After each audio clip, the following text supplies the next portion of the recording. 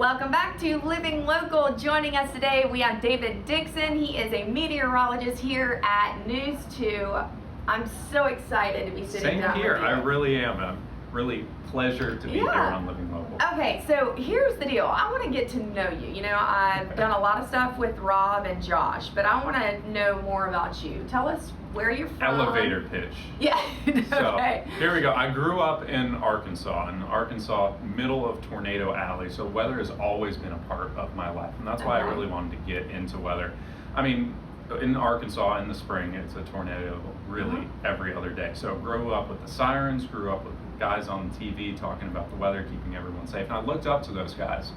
And that's really what got me into weather, as well as, you know, Twister came out right along. Oh, I remember that. Did you want to actually like follow storms? You know, the storms came to me, so I was like, I don't need to chase these, but I wore out several VHSs. I love that. I love that. Okay, so talk about like growing up. Like, what were some of the other things you were into? Did you play sports? Were you into? You know, I'm decently tall, so I played sports, but didn't have the proper hand-eye coordination for it. So, you know, I played basketball for a bit, but really I was into writing. I was into journalism all throughout high school, and kind of carried me into where I am today. Where'd you go to college? So I went out to school up in North Carolina State. Go Wolfpack. Oh, so, I was about to say, are you like ACC? You know, I'm SEC. Very ACC. Yeah. My brother went to Georgia Tech, so we all kind of moved off to the East Coast. Okay, so talk about within your family, like where do you fall? So my family is really from all over. My mom and dad's side actually from upstate New York and Connecticut. That's why I don't have as much of a southern drawl. Hey, well, listen. From Arkansas. But like, are you the oldest? I'm actually the middle child. Oh, so you know, they say a lot of stuff about a middle child. I don't understand that. They're like, oh, you're a typical middle child. And I was like, I don't know what that means. But yeah, I got an older brother who's an engineer,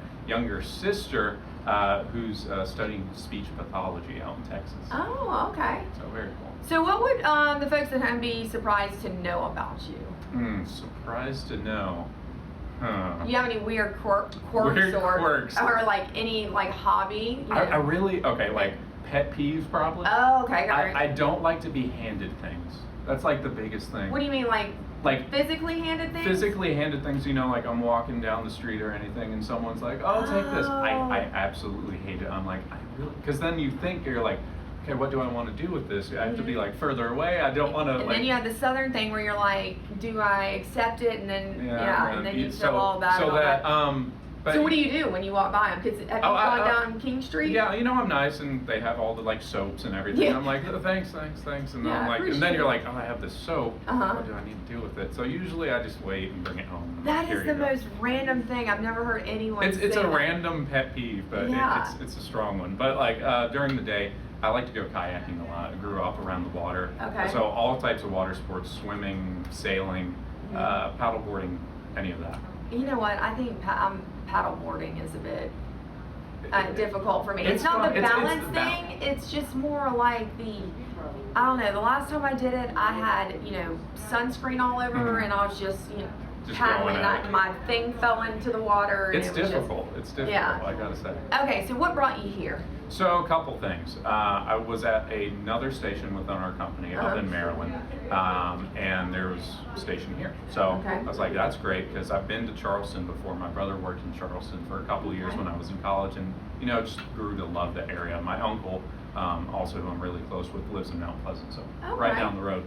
And you know, this opportunity came up. I love the area, and completely new change of things in terms of forecasting. So I'm really excited, honestly, about that. And talk about kind of whenever before you got here, because obviously you've been here for a while, but what you thought about Charleston as a whole. If you were describing it to someone who's never been here, what would you say about it? It's very historic, I would say. It's a very quaint kind of city. And then everything about the beaches and southern cuisine, all of that. Because that's pretty much every time I came down, my brother was like, you have to try out this new restaurant, you have to try out this new restaurant. So yeah, that's what I would say Charleston was before I came. So do you have a favorite thing to eat or a place to eat here? You know, I'm really into grits.